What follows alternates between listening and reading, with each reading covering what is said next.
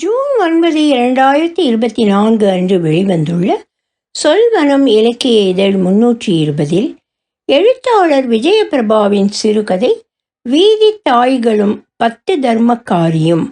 ஒலிவடிவம் சரஸ்வதி தியாகராஜன், பாஸ்டன். சனியா, இவ எதுக்கு இங்க குடி வர்றா? நாசமா போச்சு போ, எல்லாம் பணம் பண்ற வேலை. உங்க குடும்பம் கடையில போறவ இவளுக்கு எதுக்கு வீடு கொடுத்தாங்க?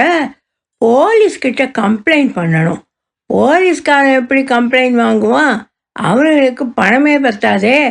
எதுக்கு போலீஸ்கிட்ட? நம்ம வார்டு மெம்பர்கிட்ட சொல்லி சரி செய்வோம். அவளோட புள்ள என்ன பண்ணுமோ, எப்படித்தான் வளர்த்தினாலோ. பாவண்டி அவ மக, இவளுக்கு போய் புள்ள பிறந்திருக்கு. என்ன பாவமோ, அவ பிள்ளைக்கு எவ்வளவு கஷ்டம். அவ பிள்ளைய எப்படி ஸ்கூல்ல சேர்த்துனா? அவ பிள்ளைக்கு அப்பம் பேருன்னு யாரை காட்டுவா? ஓனருக்கு என்ன பணத்தாசையோ. குடும்ப பொண்ணுங்க இருக்கிற தெருவில் இவளுக்கு வீடு கொடுத்தவனை செருப்பால அடிக்கணும். கலிகாலம்ப்பா. நாம நம்ம ஆசைப்படி பூ கூட வைக்க முடியாதுடி. 6 மணிக்கு மேலே வெளியே போக முடியுமா? எல்லாரும் நம்மளை தப்பா புரிஞ்சுக்க மாட்டாங்க. அந்த வீட்டு ஓனரை பார்த்தா நல்லா கேட்கணும். என்ன தலைச்சரியனோ நம்ம ஊரில் வந்து ஆளுது. இப்படியான பழகிய வசவுகளுடன் கீதா அந்த வீட்டிற்கு மகளுடனும் கணவனுடனும் குடி வந்தாள். மனம் நிறைந்த துயர மகிழ்ச்சியோடு அவள் காரமடைக்கு பக்கத்தில் உள்ள ஒரு கிராமத்திற்கு புதிதாக குடி வந்தாள். அவள் வருவதற்கு முன்பே அவளை பற்றிய செய்திகள் காற்றில் அலைபாய்ந்து வந்தன. ஒவ்வொரு வீட்டிலும் அது எகிரி எகிரி குதித்து பரவியது.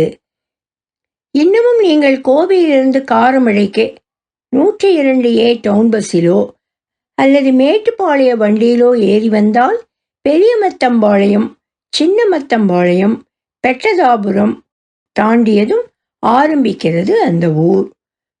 போர்ஜிங்கை கடந்து காரமடை ரயில்வே மேம்பாலம் தாண்டுவதற்கு முன்னால் கோவண அம்மனத்துடன் இன்னமும் புழுதியை காட்டி சிரித்து கொண்டிருக்கும்.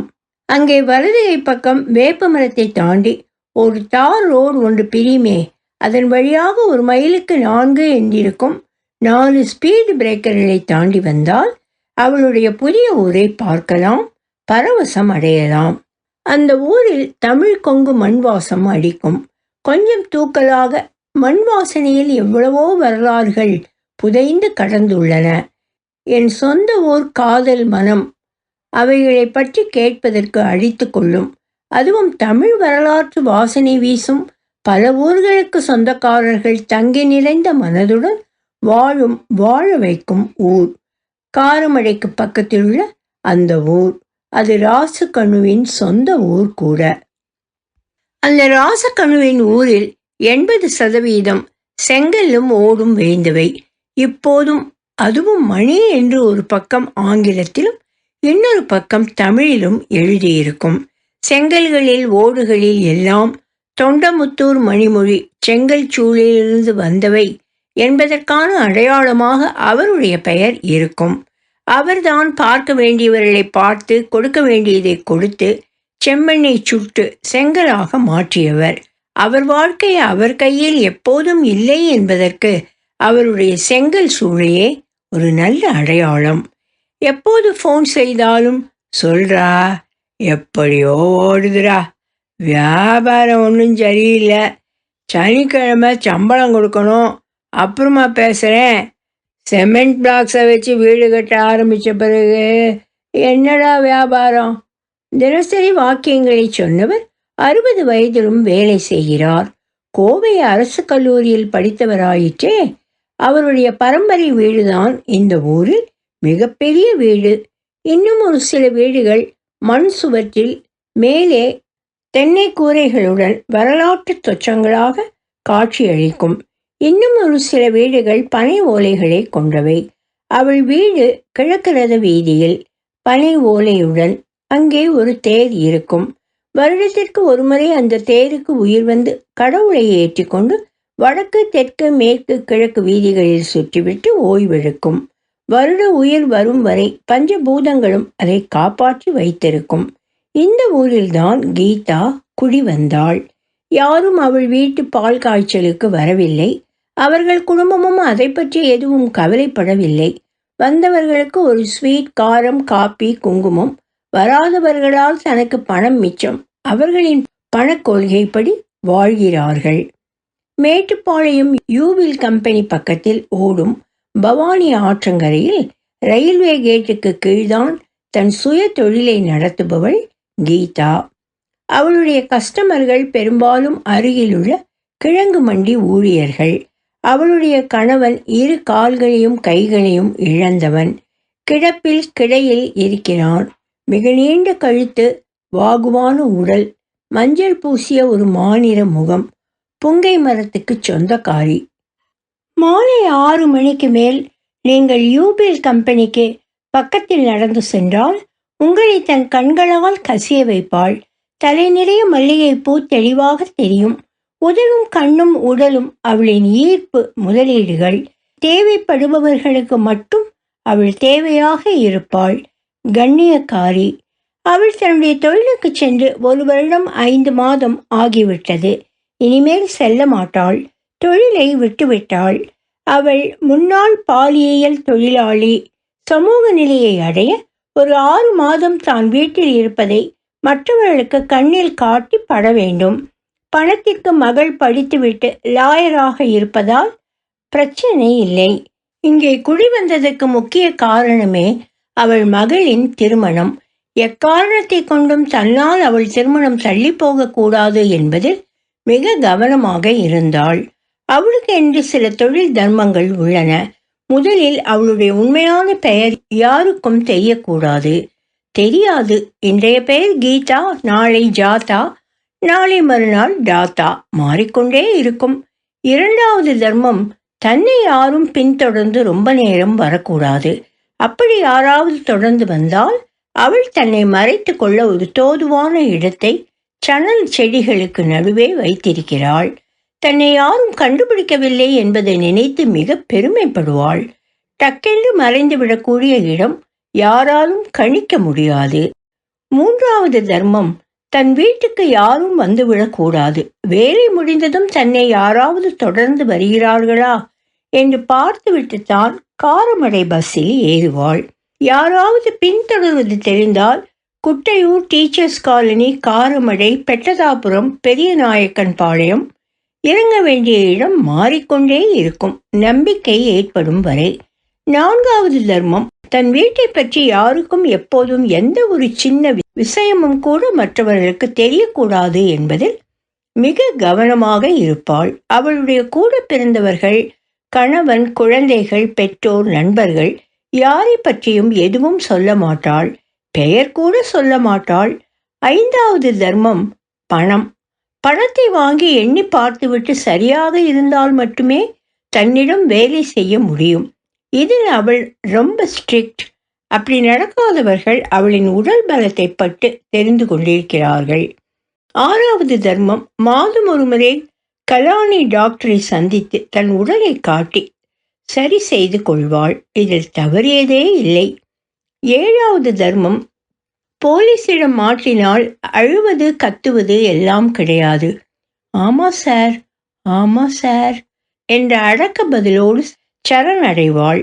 எதிர்த்து பேச மாட்டாள், கோல் வைக்க மாட்டாள், கஸ்டமரை காட்டி கொடுக்க மாட்டாள். அவர்களுக்கும் சேர்த்து பணம் கட்டுவாள். ஆர்ப்பாட்டம் செய்ய மாட்டாள். 8வது தர்மம், பக்கத்து வீட்டுக்காரர்களிடம் மருந்துக்கு கூட பேச மாட்டாள். கேட்டாலும் அழைத்தாலும் பேசினாலும் பேச்சில்லை, அவ்வளவுதான். 9வது தர்மம், புருஷனை அப்படி தாங்குவாள். அவனுக்கு கையும் காலும் மட்டுமல்ல, உயிரும் இவள்தான். 10வது தர்மம், தான் குடியிருக்கும் வீதிகளில் உள்ள மற்ற எந்த ஆண்களிடம் பேசியதில்லை. அதில் ஒரு ஒழுங்கு காட்டுவாள். இந்த 10 தர்மக்காரிதான் ராசு கண்ணு வீட்டுக்கு அடுத்த வீட்டுக்கு குடி வந்திருக்கிறாள். 2 வீட்டுக்கும் ஒரே காம்பவுண்ட். இடதுபுறம் எட்டி பார்த்தால் அவள் வீட்டில் நடப்பதையெல்லாம் தெரியும். அவள் தன் கணவனை தூக்கி கொண்டு போய் குளிக்க வைக்க போகும்போது அவனை ராசு கண்ணு பார்த்திருக்கிறான். ஒல்லியான உடல், எலும்பும் தோலுமாக தெரிந்தது. அப்படித்தான் அன்றைக்கு காப்பி சாப்பிட்டு கொண்டு இருந்தபோது அவளின் மகள் லாவண்யா தள்ளுவண்டிக்காரனிடம் காய்கறி வாங்கி கொண்டிருந்தாள். பக்கத்தில் ராசுக்கண்ணுவின் மனைவியுடன் வீதியின் மற்ற பெண்களும். லாவண்யாவை அவள் அம்மா வெளியே வந்து அழைத்த போது எல்லா பெண்களும் மூஞ்சியை கடுப்புடன் திருப்பிக் கொண்டார்கள். அதை பார்த்துவிட்டு அவளுடைய மகள் ஒரு குமட்டுச் சிரிப்பு சிரித்தாள். அந்த குமட்டுச் சிரிப்பு நான் அவமான வாழ்க்கையின் ஒவ்வொரு அர்த்தத்தையும் பொருளையும் அனுபவித்தவள் என்னிடமா உங்கள் பம்மாத்து காட்டிச் சொல்வது போல இருந்தது. ராசாத்தியை பார்த்து, ஆண்டி, எங்க அம்மா, லாவண்யா சொல்லியதை காதில் வாங்காதது போல, ஓ அப்படியா என்பதைப் போல ராசாத்தியுடன் சேர்ந்து எல்லோரும் மூஞ்சியை காட்டினார்கள். முதல்ல அவளுக்கு கொடுத்து அனுப்பு. தள்ளுவண்டிக்காரனிடம் கரார் காட்டி விட்டார்கள். தபால்காரன் வந்தால் தெரியாது, அந்த பேரில் யாரும் இல்லை பதில்களுடன் பொது குழாயில் தண்ணீர் எடுக்க லாவண்யா வலதுபுறமாக வந்தால் இடதுபுறமாக மூஞ்சியை திருப்பி காட்டிக்கொண்டு பக்கத்தில் இருந்த பெண்களிடம், என்ன உங்க வீட்டுக்காரன் வேலைக்கு போகலையா? சோறு என்ன? என்ன சமைச்ச? மொக்க கேள்விகளை கேட்டு மௌனப்போர் செய்தார்கள். அவளுடைய மகளுக்கு இப்போது 25 வயது இருக்கலாம். பார்ப்பதற்கு அவள் அப்பாவின் ஜாடையில் ஏகமட்டுக்கு இருந்தாள். கண், மூக்கு, கை, முகம், தலை எல்லாம் அவள் அப்பாதான். மெல்ல புரிந்தது. வெளியே கடைக்கு கூட கீதா வரமாட்டாள். எல்லாம் மகள் லாவண்யா மட்டுமே. அரிசியிலிருந்து பூண்டு வாங்கி வரும் வரைக்கும் இவள் சென்றதில்லை, சொன்னதில்லை. நேர்மை, நேர்த்தி, ஒழுங்கு. அவள் வீடு, அவள் கணவன், அவள் மகள், அவளுடைய வேலை, நேரம், பயணம், அவ்வளவுதான் அவளுடைய தினசரி வாழ்க்கை. ஒரு நாள் எல்லோரும் சிரித்து பேசிக் கொண்டிருந்தார்கள். லாவண்யாவின் தோளை தொட்டு ராசுக்கண்ணுவின் மனைவி ராசாத்தி ஏதோ சொல்ல அவள் ராசாத்தியின் கையை பிடித்து ஏதோ சொல்லி சிரித்தாள். பார்ப்பதற்கு நன்றாக இருந்தாலும் ராசுக்கண்ணுவின் மனம் ஒத்துக்கொள்ள மறுத்தது. என்ன புது சொந்தம்? பேர் என்ன? யாருவங்க? தெரியாதது போல கேட்டான். ஓ அதுவா, புள்ள பேரு லாவண்யா, பக்கத்து வீடு, கல்யாண வயசு, மாப்பிள்ளை பார்க்க ஆரம்பிச்சிருக்காங்களா? ஒரு நாள் ராசாத்தி காய்கறி வாங்கி கொண்டு உள்ளே வந்தபோது, டெய்லி அவ கூட என்னடி பேச்சு? அவங்களத்தானே வேண்டாத குடும்பம், ஆகாத குடும்பம், அசிங்கமான குடும்பம், போலீஸில் புகார் சொல்லுவோன்னு சொல்லி சொல்லி செத்தீங்களே, சாவடிச்சிங்களே, இப்போ எதுக்கு அப்படி பேசுகிற, பழகிற? ஒன்றுமே புரியல எனக்கு. ராசுக்கண்ணுவின் கேள்விக்கு பதில் சொல்லாமல் உள்ளே சென்றாள். 35 ஆண்டு குடும்ப வாழ்க்கையில் அவளுடைய மௌனம் அவனுக்கு புரியவில்லை. இதே காட்சிதான் தினசரி பார்க்க நேர்ந்தது, நடந்தது. காலையில் மாலையில் தள்ளுவண்டிக்காரன் வரும்போதெல்லாம் அவள் ராசாத்தியை ஆண்டி, அக்கா, அம்மா, வாய்க்கு தோணியபடி வந்தபடி கூப்பிட ஆரம்பித்தாள். ராசாத்தியும் அவள் அழைப்பை ஏற்று தங்கம், செல்லம் அழைக்க ஆரம்பித்து 1 வருடம் ஆகிவிட்டது. குழம்பு கொடுத்து எடுத்துச் செல்லும் அளவுக்கு பழகிவிட்டார்கள். அவள் இல்லாமல் ராசாத்திக்கு பொழுது போகாமல் இருந்தது. அவ்வளவு நெருக்கமாகி விட்டாள். இவர்களுடன் எல்லா பெண்களும் சேர்ந்து வீட்டு திண்ணையில் உட்கார ஆரம்பித்து அரட்டை அடிக்க ஆரம்பித்தார்கள். 10 தர்மக்காரி வெளியே வந்ததும் இல்லை. அவள் வீட்டுக்கு யாரும் போனதும் இல்லை, பேசியதும் இல்லை. லாவண்யாவிடம் மட்டும். ஆனால் எல்லாம் ராசுக்கண்ணு வீட்டில். அப்படித்தான் ஒரு நாள் சிரித்து பேசி கொண்டிருந்த போது ராசுக்கண்ணு தன் மனைவியை உள்ளே அழைத்து குசு குசுவென்று, ஏண்டி எருமை, இப்படியா பேசிட்டு இருப்ப? கண்டவங்களோட கண்ட நாய்களோட உனக்கு என்ன பேச்சு? வெளி அனுப்பிடி. ராசாத்தியை பார்த்து கேட்டான். உள்ளே வந்தவள் கோபமாக, எத்தனை முறை சொல்றது? அன்னைக்கே நான் இந்த பஞ்சாயத்தை முடிச்சிட்டேன் இல்ல, சும்மா அதையே பேசிக்கிட்டு இருக்கீங்க, விட மாட்டீங்களா? அவ மகள் லாவண்யா என்ன நம்ம வீட்டுக்கு உள்ளேயா வந்துட்டா? நம்ம திண்ணல நின்று பேசுறா, வெளியவே நின்று எல்லார்கிட்டையும் பேசிட்டு போறா. நான் என்ன அவ வீட்டுக்கு போயிட்டேனா? இல்லையே, அவ அம்மா கூட தான் பேசுறனா, இல்லை போறனா? நீங்க உங்க வேலையை பாருங்க, பொம்பளைங்க மேட்டர்ல தலையிடாதீங்க. பதில் சொல்லியே விட்டாள்.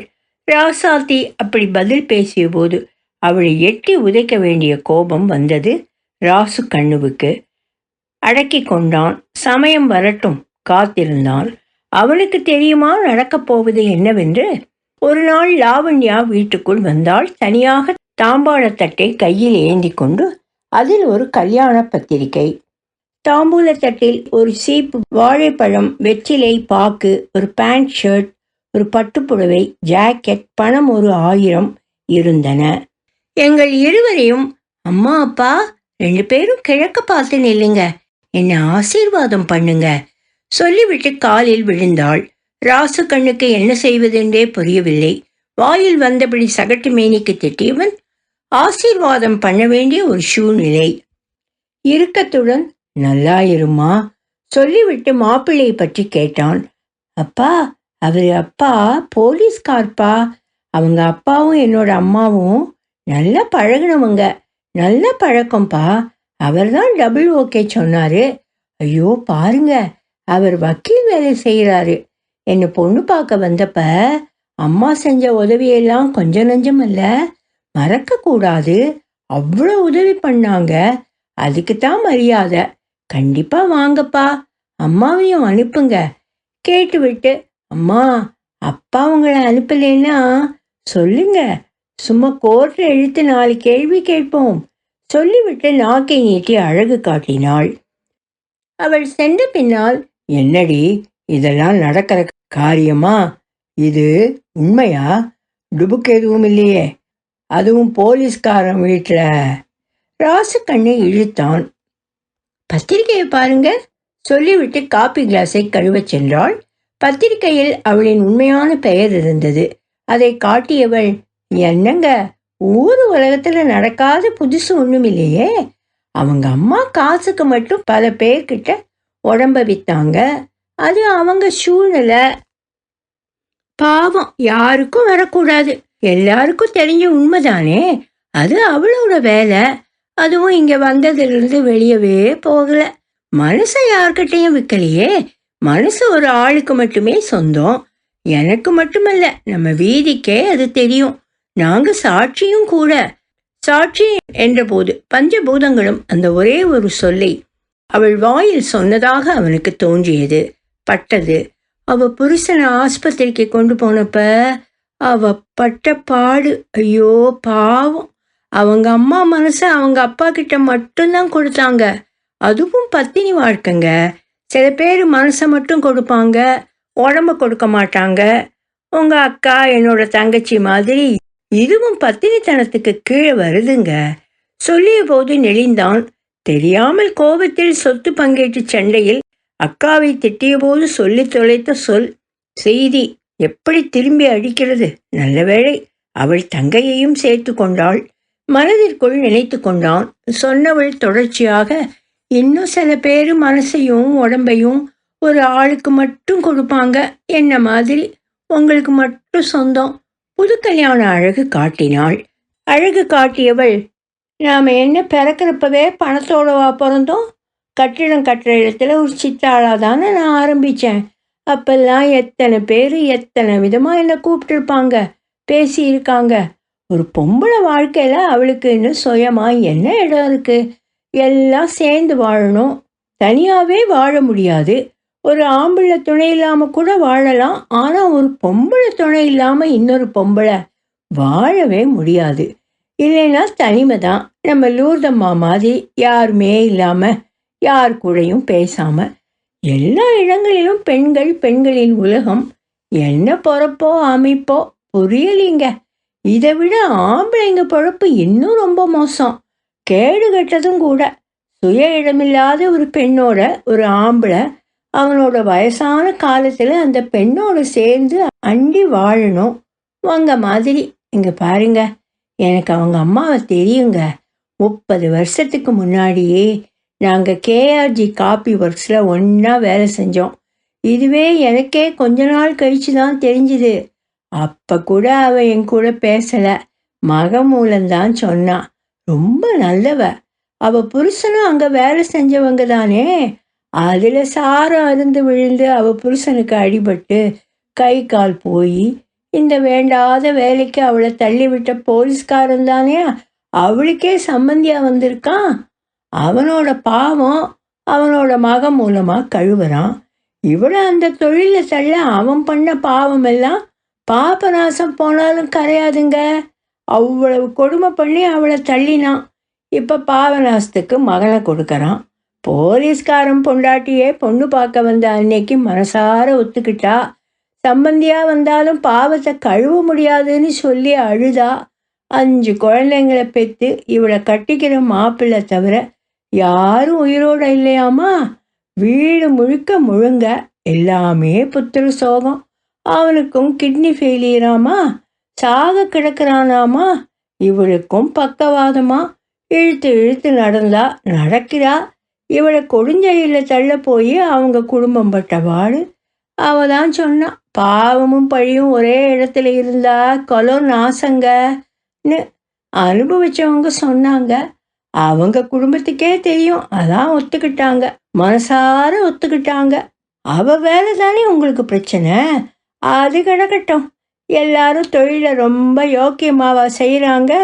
ஆனால் இவ ரொம்ப கர்மசிரத்தையா தொழில் செஞ்சவ. போலீஸ்காரன் பொண்டாட்டி அவ்வளவு பெருமையா சொன்னான்.